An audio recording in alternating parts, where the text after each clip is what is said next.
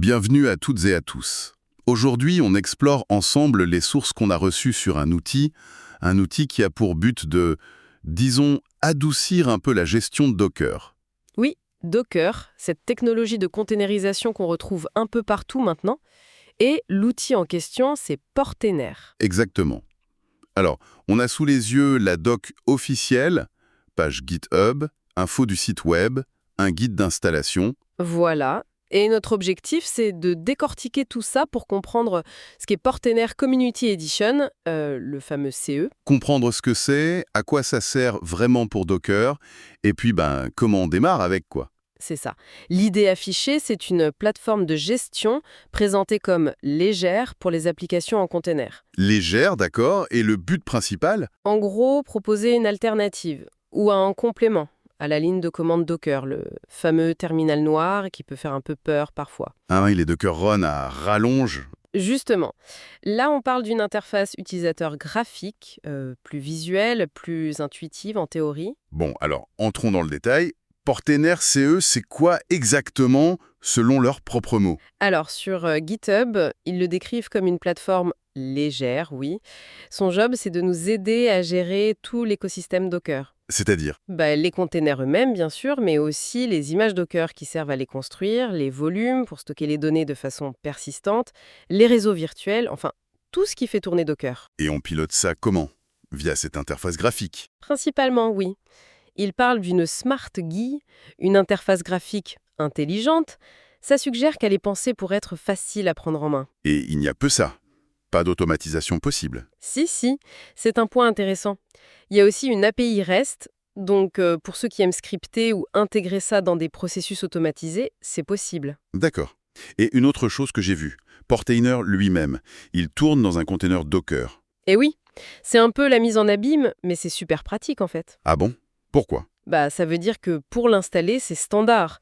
Que tu sois sur Linux ou Windows, du moment que Docker est là, tu lances Portainer avec une simple commande Docker Run. C'est propre. Ok, mais alors, pourquoi on irait vers Portainer CE si on peut déjà tout faire avec les commandes Docker? C'est quoi le vrai plus? C'est la question essentielle, oui. La réponse, c'est vraiment la simplification. Franchement, jongler entre Docker PS, Docker Logs, Docker Inspect, Docker Volume LS. Oui, on s'y perd vite, surtout avec plusieurs containers. Exactement. Imagine devoir checker les logs de 5 microservices différents, voir leur conso CPU, les redémarrer, tout ça en ligne de commande. C'est faisable, mais bon, Ça demande de la concentration et c'est facile de faire une erreur. voilà. Portainer, lui, il te met tout ça dans une seule page web. Un tableau de bord unique où tu vois d'un coup d'œil quels containers tournent, lesquels sont arrêtés, leur état, l'espace disque utilisé. Ah oui, passer du texte partout à une vue d'ensemble graphique. C'est ça le déclic pour beaucoup de monde. Centralisation et visualisation. C'est un gain de temps et ça réduit potentiellement les erreurs. On parle de la version Community Edition, CE. Qu'est-ce que ça veut dire concrètement? Deux choses importantes. Primo, c'est open source. Le code est sur GitHub sous licence ZLib. C'est une licence très permissive, un peu comme la MIT, donc facile à utiliser, même dans des projets pro. Pas de piège de licence compliqué. Et deuxièmement, C'est gratuit. Pas besoin de sortir la carte bancaire pour l'utiliser. gratuit et open source. Ça doit expliquer sa popularité alors. Les chiffres mentionnés sont assez parlants. Oui, on parle de dizaines de milliers d'étoiles sur GitHub, ce qui est déjà un bon indicateur dans la communauté tech, et leur site avance des milliards de téléchargements depuis Docker Hub. Bon, les chiffres de téléchargement, faut toujours relativiser un peu, mais Mais ça montre quand même une adoption massive, non? clairement, ça suggère que Portainer répond vraiment à un besoin de simplification autour de Docker. Ok. Alors concrètement, avec Portainer CE, qu'est-ce qu'on peut faire plus facilement qu'en ligne de commande? Quasiment toutes les opérations de base. Gérer le cycle de vie des containers.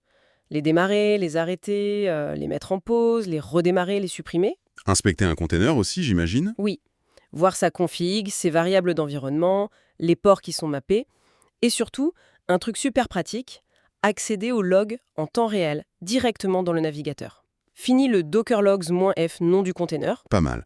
Et pour les images, les volumes? Pareil. Tu peux lister les images Docker qui sont sur ta machine, en télécharger de nouvelles depuis Docker Hub ou un autre registre privé. Tu peux aussi faire le ménage, supprimer les vieilles images ou celles qui ne servent plus, les dangling images, pour libérer de l'espace. Et les volumes, le stockage persistant? Tu peux les créer, voir ce qu'ils contiennent parfois, même si c'est limité, et les supprimer. Idem pour les réseaux Docker personnalisés, les créer, voir quels containers sont connectés dessus. Cette idée de Smart GUI, ça veut dire que c'est plus qu'une simple liste de boutons qui lance tes commandes Docker. C'est l'idée, oui. L'interface essaye de t'accompagner. Par exemple, quand tu crées un conteneur, elle te présente les options de façon logique, peut-être avec des petites aides. Elle regroupe des infos qui demanderaient plusieurs commandes. Le but, c'est de réduire la charge mentale et le risque d'erreur. Une faute de frappe dans un nom de volume, ça arrive vite en ligne de commande. Oui, je vois. Centralisation, visualisation, et pour ceux qui aiment automatiser, l'API, c'est vraiment une option solide. Absolument. L'API REST te permet de faire à peu près tout ce que tu peux faire via l'interface web. Donc, tu peux intégrer Portainer dans tes scripts de déploiement, tes pipelines CI/CD. C'est une couche d'abstraction au-dessus de l'API Docker elle-même. Un point qui peut être sensible, la collecte de données d'utilisation, les sources en parlent. Comment Portainer CE gère ça? Ils sont assez transparents là-dessus. Ils utilisent Matomo, qui est un outil d'analyse connu pour être respectueux de la vie privée, open source d'ailleurs, et précisent bien qu'ils l'hébergent eux-mêmes en Allemagne, donc en conformité avec le RGPD européen. Et le but de cette collecte? C'est purement statistique d'après ce qu'ils disent, pour comprendre quelles fonctionnalités sont les plus utilisées et guider le développement futur. Savoir où concentrer leurs efforts. Mais surtout, est-ce qu'on peut refuser? Oui, et c'est le plus important. La collecte est anonyme, pas de données personnelles identifiables, et elle est totalement optionnelle. Au tout premier lancement, Portainer te pose la question clairement. Acceptez-vous d'envoyer des données d'utilisation anonymes? Tu peux dire non et c'est réglé. Bon point. C'est bien d'avoir le choix. Est-ce qu'il y a des limitations, par exemple, sur les versions de Docker compatibles? Oui, il y a une recommandation. Ils supportent officiellement la version actuelle de Docker et les 2 versions majeures précédentes. Ils appellent ça Actuel 2. Donc, si on a une version très vieille de Docker. Ça pourrait marcher, mais ce n'est pas garanti et ce n'est pas supporté officiellement. Mieux vaut avoir une version de Docker assez récente pour être tranquille. Logique. Bon, mettons qu'on soit convaincu. Comment on installe ce Portainer CE? Le prérequis semble évident. Oui, le point de départ incontournable, il faut que Docker soit déjà installé et fonctionnel sur la machine. Puisque Portainer tourne dans un container, il faut bien l'hôte Docker pour l'accueillir. Et pour l'installation de Docker lui-même, les guides insistent sur un point particulier, non? C'est-à-dire Docker Community Edition, Docker CE, via les dépôts officiels de Docker. Pourquoi cette insistance? Certaines distributions comme Ubuntu proposent Docker via Snap. C'est plus simple, non? Alors, plus simple, ça se discute. Mais surtout, l'équipe Portainer teste et supporte sa solution avec Docker CE. Utiliser la version Snap qui a parfois des comportements un peu différents, gestion des chemins, permissions, ça pourrait entraîner des problèmes de compatibilité que Portainer ne couvrira pas. D'accord, donc pour éviter les soucis, on suit la doc officielle de Docker pour installer Docker CE. Exactement. Mettre à jour les paquets, ajouter les dépendances, la clé GPG, le dépôt Docker, puis installer les paquets Docker CE SLI, Container.io, la procédure standard. Il y a aussi une petite astuce de confort qui est mentionnée là. Ah oui, la petite commande sudo usermod-ag docker $user. Ça permet d'ajouter son propre utilisateur au groupe Docker. Après s'être déconnecté et reconnecté, on peut lancer les commandes Docker sans avoir besoin de taper sudo à chaque fois. C'est plus fluide.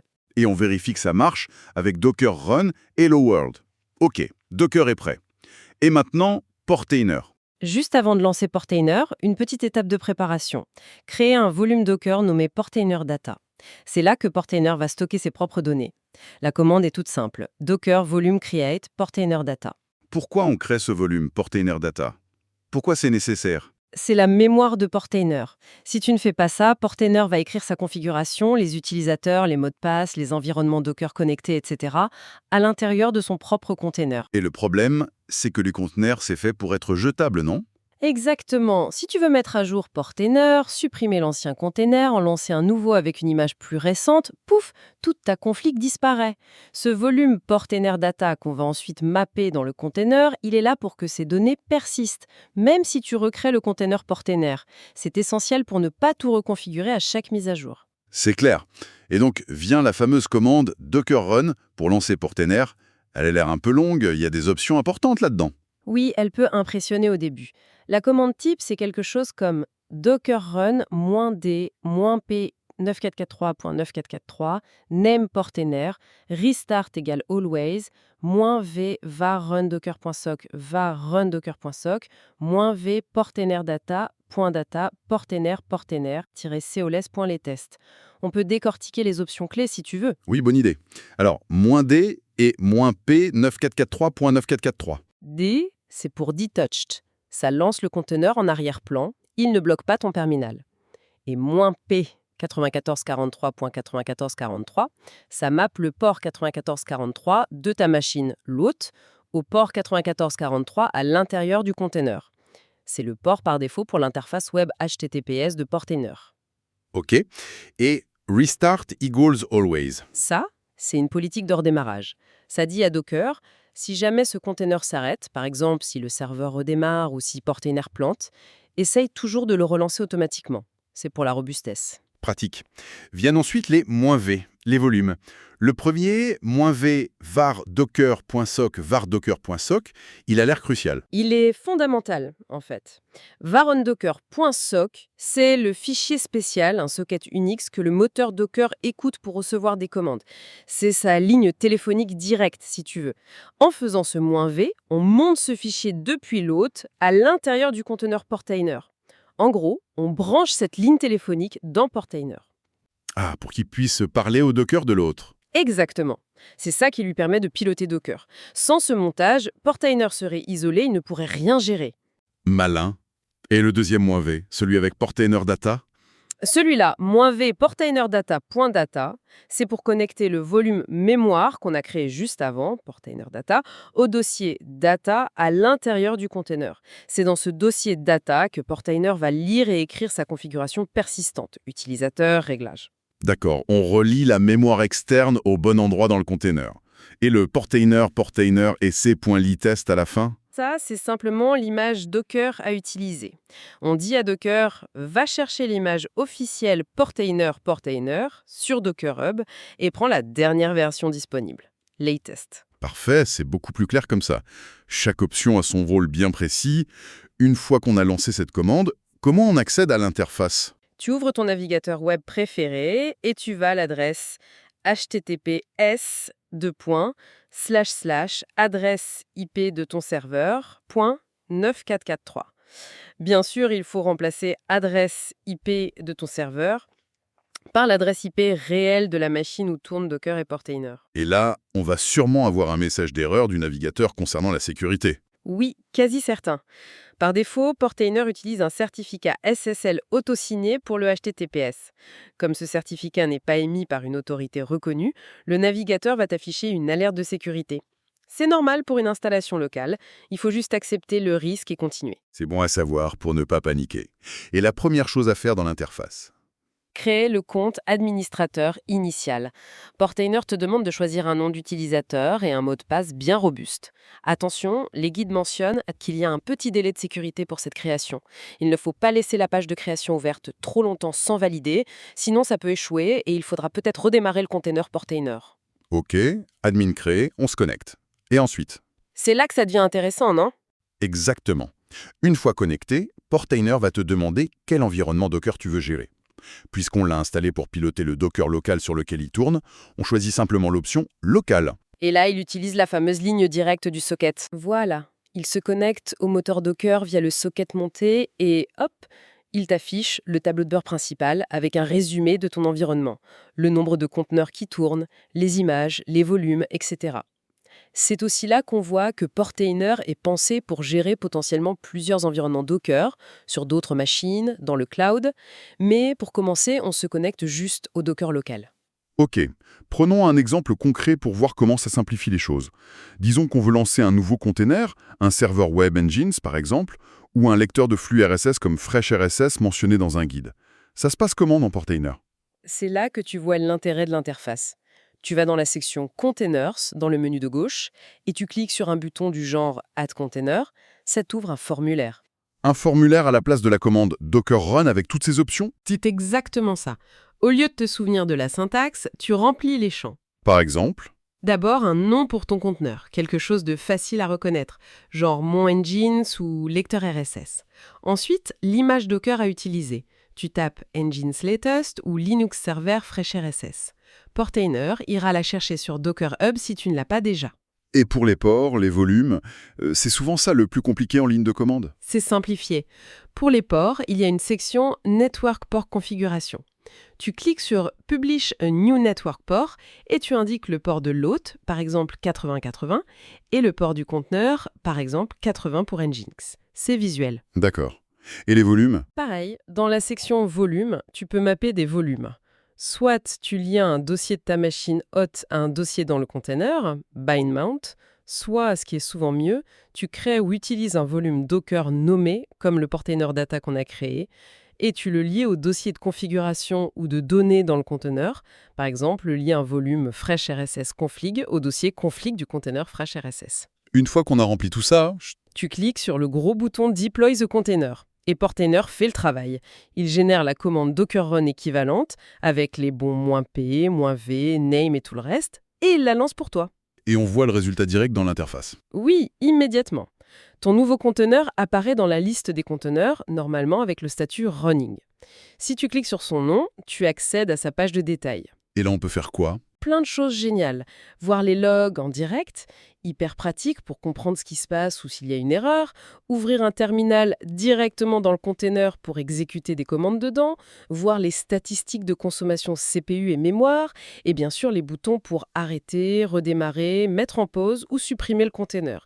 Tout est à portée de clic. Effectivement, ça transforme l'expérience. On passe d'une série de commandes à mémoriser à une interface unifiée et interactive. C'est ça. Pour gérer au quotidien ces containers, c'est indéniablement plus fluide et ça donne une bien meilleure visibilité, surtout si on n'est pas un gourou de la ligne de commande ou si on a pas mal d'applications à gérer. Bon, si on devait résumer en une phrase ce qu'est Portainer Community Edition, d'après notre exploration des sources, C'est un assistant graphique pour Docker, il est gratuit, open source, il s'installe lui-même comme un container et son but est de rendre la gestion des containers, images, volumes et réseaux Docker beaucoup plus simple via une interface web centralisée. et la valeur ajoutée principale, ce serait donc... La réduction de la complexité ressentie de Docker pour les tâches courantes. Ça le rend plus accessible, plus rapide à utiliser au jour le jour, et ça donne une meilleure vue d'ensemble de ce qui tourne.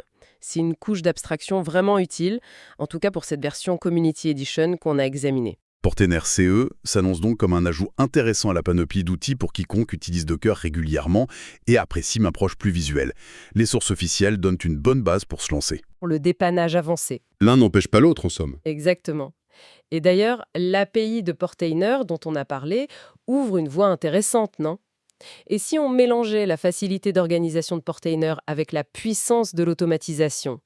Utiliser l'API pour scripter des actions via Portainer, ça pourrait être un bon compromis. On bénéficiait de la structure de Portainer sans être limité au clic dans l'interface. C'est une piste à explorer peut-être pour aller au-delà de l'utilisation purement graphique.